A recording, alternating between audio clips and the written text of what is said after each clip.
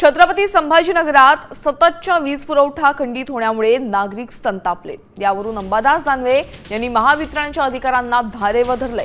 नागरिकांना त्रास झाला तर जबाबदार कोण असा सवाल करत त्यांनी अधिकाऱ्यांवर संताप व्यक्त केला। प्रलंबित कामं तातडीने पूर्ण करण्याच्या सूचनाही त्यांनी दिल्या। पत्र पाठवलं का तुम्हाला पत्र पाठवायला येतं तुमच्या अपॉइंटमेंट आहे का?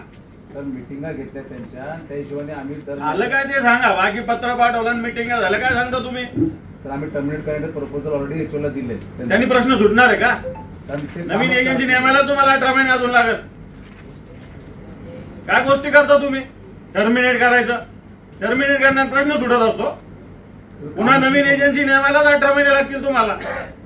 मग ते तर आहे, पण ते एजन्सी काम नाही करू राहिली सर। काय नाही, बोगस एजन्सी आम्हाला परेशान व्हायला आम्ही अनेक वेळा फोन लावा, फोन घेतली।